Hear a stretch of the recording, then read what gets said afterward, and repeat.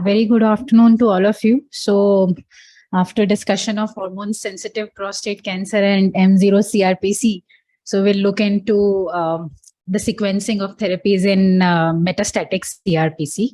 And I'll be tiding over through the various lines, how, we choose practically.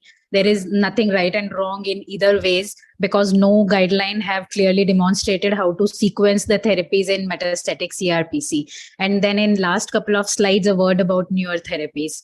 So like rightly pointed out earlier also, so we define castrate-resistant prostate cancer as males with disease progression on ADT, be it the biochemical progression or the radiological progression or the clinical progression, and who have castrate levels of serum testosterone. And it is mostly identified initially due to rising PSA. And like rightly pointed out in previous talk, it does not imply that disease is totally independent of androgens. Rather, it is the regulating or continuous activation of the receptors. And it represents the heterogeneous group ranging from biochemical progression to locoregional recurrence to distant METs, that is bone versus visceral. So there are current challenges in the management of prostate cancer, that despite the 5-year survival of localized prostate cancer being more than 99%, advanced prostate cancer is something which is mostly incurable. And almost all patients do progress to CRPC depending upon the risk factors what they have.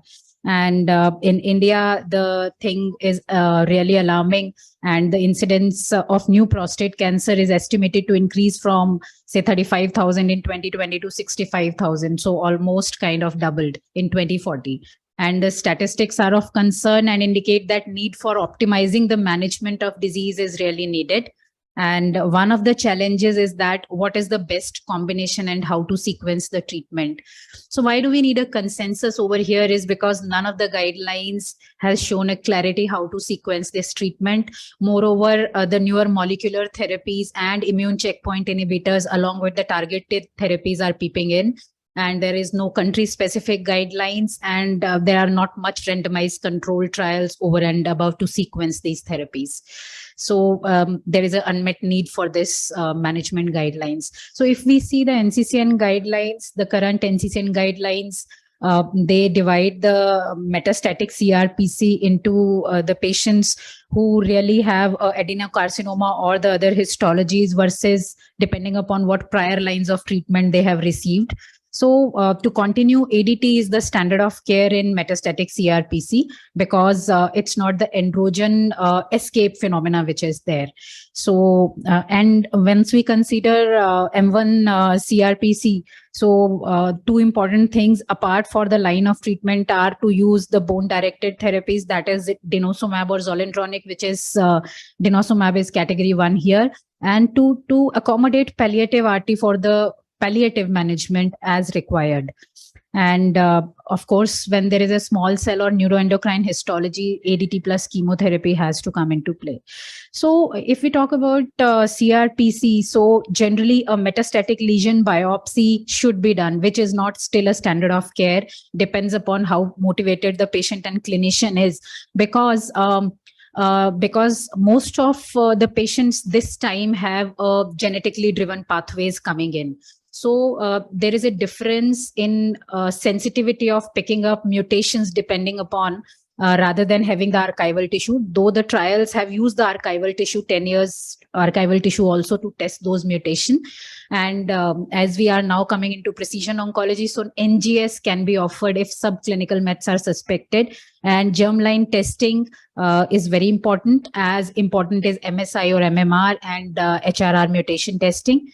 Of course, TMB is finding its own way where to place in. So various factors have been considered to predict the probability of outcomes in males with chemotherapy naive disease after treatment with the newer androgen receptor inhibitors. And the site and extent of metastatic involvement is important decision maker, and whether and how these factors should be used to select treatment is yet not established. So I'm sorry that this slide has something. Yeah. So the consensus as of now, which is available by AUA and NCCN, is that abiraterone is preferred first line in mCRPC treatment option in majority of asymptomatic or minimally symptomatic who received ADT alone in the castration sensitive or naive setting. Of course, if the patient is symptomatic, disease burden is very high, docetaxel is again category 1 in first line mCRPC. So abiraterone is preferred first line in metastatic CRPC treatment option in majority of asymptomatic or minimally symptomatic who did receive docetaxel in the HSPC setting. So there is again, but this is near consensus. A full consensus is not still there. And another level 2 outlier or near consensus is in case of a baseline significant neurocognitive impairment, abiraterone is the preferred treatment. So having said that, this highlights that how to choose the patient depends upon the toxicity profile of the drug and toxicity tolerance of the patient rather than anything else. And likewise, in patient of stable brain metastasis, abiraterone is preferred and enzalutamide is preferred if somebody has a cardiac comorbidity. So again, CRPC, the choice of treatment depends upon very many factors, and to highlight important amongst them is prior systemic treatments received, the site and extent of disease involvement, whether patient is symptomatic or asymptomatic, PSA doubling time, of course, in M0-CRPC especially, and clinico-pathological features of aggressive variant. And to mention two important aggressive variant are ductal carcinomas, which are very refractory to treat and where the targeted therapy, especially the HRR mutated gene pathways, are activated. So if you tend to have a patient in HSPC setting who is really progressing in spite of the clinical low risk profiles, please discuss with your pathologist to find out that intraductal variant. This is very important, and we had encountered a couple of such patients. And another aggressive histomorphological features is the presence of neuroendocrine morphology. And other prognostic biomarkers which have been studied to define the line of treatment and outcomes, but they have not yet been proven to be of standard of care, are presence of CTCs. So people have tried to look into the presence of increasing CTCs level at baseline associated with shorter OS. So in various trials, they have seen that if the CTC is more than 5 per 7.5 ml, so the outcome and the survival is really dismal as compared to the CTC is at baseline less than 5 or a responding CTC. So if some treatment is converting the CTC level from say 5 to less than 1 or 5 to less than 4, there is significant improvement in outcome. So if somebody can afford or a validated lab shows that they have done a validation over there, this can be of important help. Markers of bone resorption and bone metabolism have really not proven to be of worth. And there are gene expression panels, especially to test the HRR mutated genes, and of course, the neuroendocrine differentiation. So in patients who basically males with androgen receptor newer therapies, naive CRPC with more risk factors, they may derive the greater benefit from cabazitaxel, and the trial to highlight this is the CARD trial. And basically the important factors are presence of liver metastasis, progression to metastatic CRPC within 12 months of starting ADT, more than equal to 4 high-risk clinical criteria, including performance status, LDH, and visceral metastasis, serum albumin, because the performance status matters in that, and less than 36 months from the start of ADT to study enrollment. So if we generally categorize or summarize the sequence of therapy broadly, so when the patient has turned on to the metastatic CRPC, the first line therapy basically depends upon if patient has already used docetaxel in the HSPC setting, or the treatment toxicity profile, like somebody has a cardiac toxicity or somebody has an uncontrolled diabetic. So you may not like to use abiraterone because of addition of prednisolone to it. And rather, if somebody has a CNS disorder or a neurocognitive function, so you may not be keen to use enzalutamide in this setting.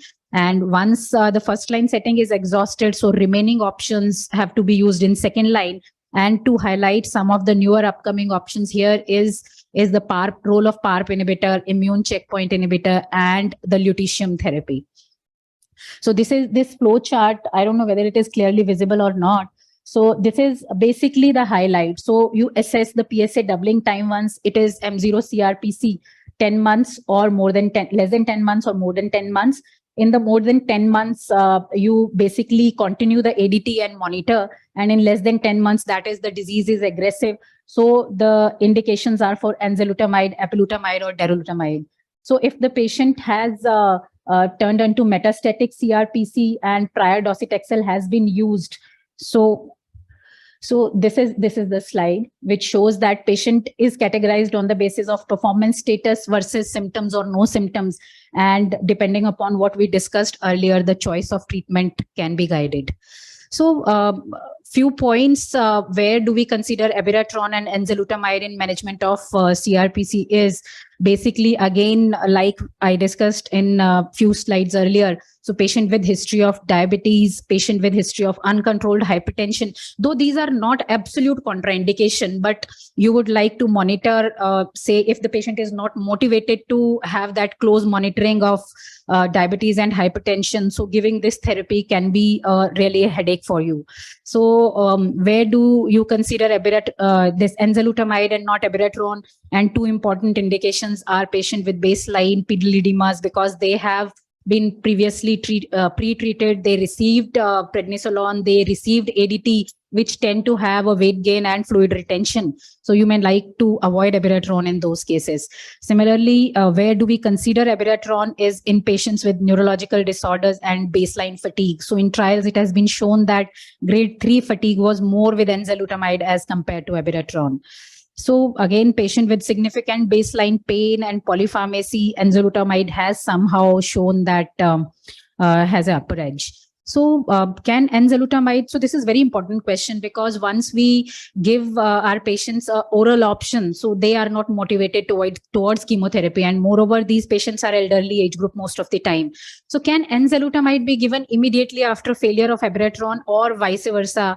So a few of the studies have tried to answer, but I think it should not be a routine, because the PFS, what is achieved is very less and not convincing. So, and the studies have also tried to show that there is a cross resistance between both of these drugs, and there is increased prevalence of ARV7 positivity. So unless until you have a very, very demotivated patient not to have chemotherapy, I think this should not be a sequence. So chemo, hormone, like that, if you can sequence. So can enzalutamide be used in non-metastatic castrate resistant? Yes, I think you have already seen that trial discussed, the PROSPER phase 3 study. And so the best sequence for metastatic CRPC, basically, again, to highlight, is driven by the previous use of line of systemic therapy and the toxicity profile. And so in this evolving era of prostate cancer treatment, that is the flow chart I could get. So that where to place that lutetium. Basically, now the lutetium therapy has got approval recently in June 22 in the second line setting, after you have failed in one line, either taxane or hormone in metastatic CRPC. However, in my practice, I do place it at third line, where I have already exhausted the taxane and one of the hormones, and if the patient has a bone or highly PSMA avid disease. So, and where to place the PARP inhibitor, just I would mention once. So I counsel my patient in the HSPC setting to do these germline or the genetic testing. However, I utilize that information by the time they turn into CRPC, because once they turn into CRPC, it's very difficult to motivate them for all these testings. So that is how I place it. Thank you so much. Any questions?